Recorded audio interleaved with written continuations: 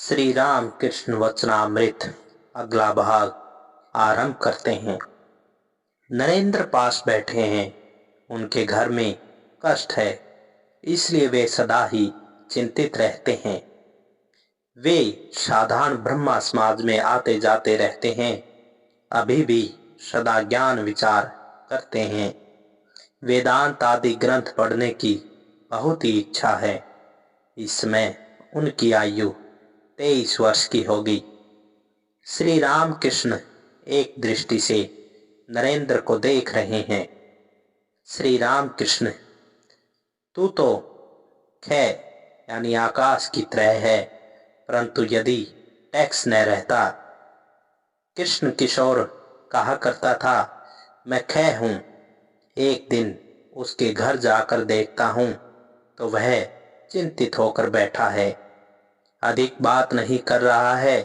मैंने पूछा, क्या हुआ जी, इस तरह क्यों बैठे हो? उसने कहा, टैक्स वाला आया था, कह गया यदि रुपये न दोगे तो घर का सब सामान नीलाम कर लेंगे। इसलिए मुझे चिंता हुई है। मैंने हंसते हंसते कहा, यह कैसी बात है जी, तुम तो खे यानी कि आकाश की तरह हो।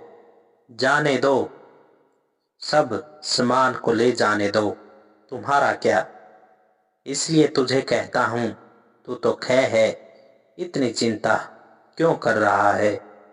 जानता है, श्री कृष्ण ने अर्जुन से कहा था, अष्ट सिद्धि में से एक सिद्धि के रहते कुछ शक्ति हो सकती है, परंतु मुझे न पाओगे। सिद्धि द्वारा अच्छी शक्ति, बल, धन ये सब प्राप्त हो सकते हैं, परंतु ईश्वर की प्राप्ति नहीं होती। एक और बात, ज्ञान अज्ञान से परे रहो। कई कहते हैं अमुक बड़े ज्ञानी हैं, पर वास्तव में ऐसा नहीं है। वशिष्ठ इतने बड़े ज्ञानी थे, परंतु पुत्र शोक से बेचैन हुए थे। तब लक्ष्मण ने कहा, राम, यह क्या आश्चर्य है, ये भी इतने शोकार्त हैं। राम बोले, भाई, जिसका ज्ञान है उसका अज्ञान भी है।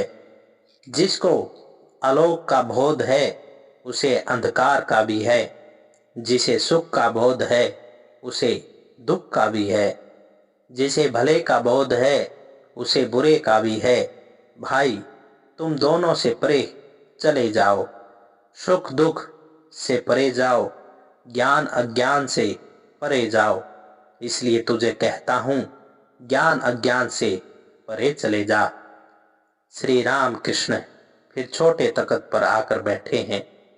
भक्तगण अभी भी जमीन पर बैठे हैं। सुरेंद्र उनके पास बैठे हैं। श्री राम कृष्ण उनकी ओर स्नेहपूर्ण दृष्टि से देख रहे हैं और बातचीत के सिलसिले में उन्हें अनेकों उपदेश दे रहे हैं। श्री राम कृष्ण कहते हैं, बीच बीच में आते जाना। नागा कहा करता था, लोटा रोज रगड़ना चाहिए, नहीं तो मैला पड़ जाएगा। साधु संग सदैव ही आवश्यक है। कामनी कांचन का त्याग सन्यासी के लिए है, तुम लोगों के लिए वह नहीं। तुम लोग बीच बीच में निर्जन में जाना और उन्हें व्याकुल होकर पुकारना। तुम लोग मन में त्याग करना। भक्त वीर हुए बिना भगवान तथा संसार दोनों ओर ध्यान नहीं रख सकता। जनक राजा साधन भजन के साथ और उसके बाद सिद्ध होकर संसार में रहे थे। वे दो तलवारें घुमाते थे, ज्ञान और कर्म। यह कहकर श्री राम कृष्ण गाना गा रहे हैं, जिसका भावार्थ कुछ इस प्रकार से है। यह संसार आनंद की कुटिया है, यहाँ मैं खाता पीता और मजा लुटाता हूँ। जनक राजा महातेजस्वी थे, उन्हें किस बात की कमी थी? उन्होंने दोनों बातों को संभालते हुए दूध पिया था। श्री राम कृष्ण, तुम्हारे लिए चैतन्य देव ने जो कहा था, जीवों पर दया, भक्तों की सेवा और नाम संकीर्तन। तुम्हें क्यों कह रहा हूँ? तुम होश में काम कर रहे हो, अनेक काम करने पड़ते हैं, इसलिए कह रहा हूँ। तुम ऑफिस में झूठ बोलते हो, फिर भी तुम्हारी चीजें क्यों खाता हूँ? तुम दान ध्यान जो करते हो, तुम्हारी जो आमदनी है उससे अधिक दान करते हो। 12 हाथ काकड़ी की 13 हाथ बीज, कंजूस की चीज मैं नहीं खाता हूँ। उनका धन इतने प्रकारों से नष्ट हो जाता है कि मामला मुकदमा में चोर डकैतों से, डॉक्टरों से, फिर बदचलन लड़के सब धन उड़ा देते हैं। यही सब है। तुम जो दान ध्यान करते हो बहुत अच्छा है। जिनके पास धन है उन्हें दान करना चाहिए। कंजूस का धन उड़ जाता है, दाता के धन की रक्षा होती है। सत्कर्म में जाता है। कामार पुकुर में किसान लोग नाला काटकर खेत में जल लाते हैं। कभी कभी जल का इतना वेग होता है कि खेत का बांध टूट जाता है और जल निकल जाता है। अनाज बर्बाद हो जाता है, इसलिए किसान लोग बांध के बीच बीच में सुराख बना रखते हैं। इसे घोगी कहते हैं। जल थोड़ा थोड़ा करके घोगी में से होकर निकल जाता है, तब जल के वेग से बांध नहीं टूटता और खेत पर मिट्टी की परतें जम जाती है। उससे खेत उर्वर बन जाता है और बहुत अनाज पैदा होता है। जो दान ध्यान करता है वह बहुत फल प्राप्त करता है। चतुर्वर्ग फल। भक्तगण सभी राम कृष्ण के श्री मुख से दान धर्म की यह कथा एक मन से सुन रहे हैं। सुरेंद्र कहता है, मैं अच्छा ध्यान नहीं कर पाता, बीच बीच में माँ माँ कहता हूँ और सोते समय माँ माँ कहते कहते सो जाता हूँ। श्री राम कृष्ण, ऐसा होने से ही काफी है। स्मरण मनन तो है न, मनोयोग और कर्म योग, पूजा तीर्थ जीव सेवा आदि तथा गुरु के उपदेश के अनुसार कर्म करने का नाम है कर्म योग। जनक आदि जो कर्म करते थे उसका नाम भी कर्म योग है। योगी लोग जो स्मरण मनन करते हैं उसका नाम है मनोयोग। फिर काली मंदिर में जाकर सोचता हूँ, माँ मन भी तो तुम हो, इसलिए शुद्ध मन शुद्ध बुद्धि शुद्ध आत्मा एक ही चीज है। संध्या हो रही है। अनेक भक्त श्री राम कृष्ण को प्रणाम कर घर लौट रहे हैं। श्री राम कृष्ण पश्चिम के बरामदे में गए हैं। भावनाथ और मास्टर साथ हैं। श्री राम कृष्ण भावनाथ के प्रति कहते हैं, तू इतनी देर में क्यों आता है? भावनाथ जी, 15 दिनों के बाद दर्शन करता हूँ। उस दिन आपने स्वयं ही रास्ते में दर्शन दिया, फिर नहीं आया। श्री राम कृष्ण, यह कैसी बात है रे? केवल दर्शन से क्या होता है? स्पर्शन वार्तालाप ये सब भी तो चाहिए। सायंकाल हुआ। धीरे धीरे मंदिर में आरती का शब्द सुनाई देने लगा। आज फागुन की शुक्ला अष्टमी तिथि 6-7 दिनों के बाद पूर्णिमा के दिन होली महोत्सव होगा।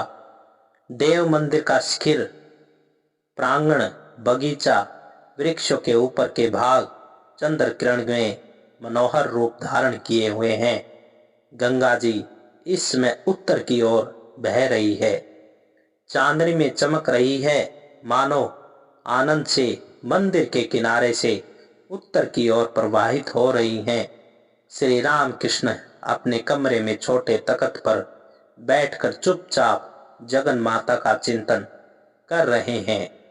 उत्सव के बाद अभी तक 2-1 भक्त रह गए हैं। नरेंद्र पहले ही चले गए थे। आरती समाप्त हुई। श्री राम कृष्ण भाव विभोर होकर दक्षिण पूर्व के लंबे बरामदे पर धीरे धीरे टहल रहे हैं। मास्टर भी वही खड़े खड़े श्री राम कृष्ण की ओर देख रहे हैं। श्री राम कृष्ण एकाएक मास्टर को संबोधित कर रहे हैं। आह, नरेंद्र का क्या ही गाना है। मास्टर जी, घने अंधकार में वह गाना। श्री राम कृष्ण, हाँ, उस गाने का बहुत गंभीर अर्थ है। मेरे मन को मानो अभी तक खींच कर रखा है। मास्टर जी हाँ। श्री राम कृष्ण, अंधकार में ध्यान, यह तंत्र का मत है। उस समय सूर्य का आलोक कहाँ है। श्री गिरीश घोष आकर खड़े हुए हैं। श्री राम कृष्ण गाना गा रहे हैं जिसका भावार्थ है, ओरे क्या मेरी माँ काली है, ओरे काल रूप दिगंबरी हतपदा को आलोकित करती हैं। श्री राम कृष्ण मतवाले होकर खड़े खड़े गिरीश के शरीर पर हाथ रखकर गाना गा रहे हैं जिसका भावार्थ है, गया गंगा प्रभास काशी कांची आदि कौन चाहता है। भावार्थ, इस बार मैंने अच्छा सोचा है, अच्छे भाव वाले से भाव सीखा है। माँ, जिस देश में रात्रि नहीं है उस देश का एक आदमी पाया हूँ। क्या दिन और क्या संध्या, संध्या को भी मैंने वंध्या बना डाली है। नूपुर में ताल मिलाकर उस ताल का एक गाना सीखा है। वह ताल ताध्रिम ताध्रिम रव से बज रहा है। मुझे नींद खुल गई। क्या मैं फिर सो सकता हूँ। मैं याग योग में जाग रहा हूँ। माँ, याग योग निद्रा तुझे देकर मैंने नींद को सुला दिया है। प्रसाद कहता है, मैंने भुक्ति और मुक्ति इन दोनों को सिर पर रखा है। काली ही ब्रह्मा है। इस भ्रम को जानकर मैंने धर्म और अधर्म दोनों को त्याग दिया है। गिरीश को देखते देखते मानो श्री राम कृष्ण के भाव का उल्लास और भी बढ़ रहा है और वे खड़े खड़े फिर गा रहे हैं जिसका भावार्थ, मैंने अभय पद में प्राणों को सौंप दिया। श्री राम कृष्ण भाव में मस्त होकर फिर गा रहे हैं जिसका भावार्थ, मैं देह को संसार रूपी बाजार में बेचकर श्री दुर्गा नाम खरीद लाया हूं। श्री राम कृष्ण भाव से शरीर भर गया, ज्ञान नष्ट हो गया। उस ज्ञान का अर्थ है बाहर का ज्ञान, तत्व ज्ञान, ब्रह्मा ज्ञान, यही सब चाहिए। भक्ति का सार है। सकाम भक्ति भी है और निष्काम भक्ति भी, शुद्ध भक्ति भी और अहेतुकी भक्ति यह भी है। केशव सेन आदि अहेतुकी भक्ति नहीं जानते थे। कोई कामना नहीं, केवल ईश्वर के चरण कमलों में भक्ति। एक और है ऊर्जिता भक्ति। मानो भक्ति उमड़ रही है, भाव में हंसता नाचता गाता है। और जैसे चैतन्य देव राम जी ने लक्ष्मण से कहा, भाई जहां पर ऊर्जिता भक्ति हो वहीं पर जानो मैं स्वयं विद्यमान हूं। श्री राम कृष्ण क्या अपनी स्थिति का इशारा कर रहे हैं। श्री राम कृष्ण चैतन्य देव की तरह अवतार हैं, जीव को भक्ति सिखाने के लिए अवतीर्ण हुए हैं। गिरीश, आपकी कृपा होने से ही सब कुछ होता है। मैं क्या था, क्या हुआ हूँ। श्री राम कृष्ण कहते हैं, अजी तुम्हारा संस्कार था इसलिए हो रहा है। समय हुए बिना कुछ नहीं होता। जब रोग अच्छा होने को हुआ तो वैद्य ने कहा, इस पत्ते को काली मिर्च के साथ पीस कर खाना। उसके बाद रोग दूर हो गया। अब काली मिर्च के साथ दवा खाकर अच्छा हुआ या यूं ही रोग ठीक हो गया, वह कौन कह सकता है। लक्ष्मण ने लव कुश से कहा, तुम बच्चे हो, श्री रामचंद्र जी को नहीं जानते। उनके पद स्पर्श से अहिल्या पत्थर से मानवी बन गई। लव कुश बोले, महाराज हम सब जानते हैं, सब सुना है। पत्थर से जो मानवी बनी यह मुनि का वचन था। गौतम मुनि ने कहा था कि त्रेता युग में श्री रामचंद्र जी उस आश्रम के पास से होकर जाएंगे। उनके चरण स्पर्श से तुम फिर मानवी बन जाओगी। सो अब राम के गुण से बनी या मुनि के वचन से कौन कह सकता है। सब ईश्वर की इच्छा से हो रहा है। यहाँ पर यदि तुम्हें चैतन्य प्राप्त हो तो मुझे निमित्त मात्र जानना। चंदा मामा सभी का मामा है। ईश्वर की इच्छा से सब कुछ हो रहा है। गिरीश, ईश्वर की इच्छा से न, मैं भी तो यही कह रहा हूँ। श्री राम कृष्ण जी कहते हैं, सरल बनने पर ईश्वर का शीघ्र ही लाभ होता है। जानते हो कितनों को ज्ञान नहीं होता। एक जिसका मन टेढ़ा है, सरल नहीं। दूसरा जिसे छुआछूत का रोग है। और तीसरा जो संशयात्मा है। श्री राम कृष्ण नित्य गोपाल की भावावस्था की प्रशंसा कर रहे हैं। अभी तक 3-4 भक्त उस दक्षिण पूर्व वाले लंबे बरामदे में श्री राम कृष्ण के पास खड़े हैं और सब कुछ न कुछ सुन रहे हैं। श्री राम कृष्ण परमहंस की स्थिति का वर्णन कर रहे हैं। कह रहे हैं, परमहंस को सदा यही बोध होता है कि ईश्वर सत्य है, शेष सभी अनित्य। हंस में जल से दूध को अलग निकालना लेने की शक्ति है। जिसकी जीरा में एक प्रकार का खट्टा रस रहता है। दूध और जल यदि मिला हुआ रहे तो उस रस के द्वारा दूध अलग और जल अलग हो जाता है। परमहंस के मुख में भी खट्टा रस है। प्रेमा भक्ति रहने से ही नित्य अनित्य का विवेक होता है। ईश्वर की अनुभूति होती है, ईश्वर का दर्शन होता है।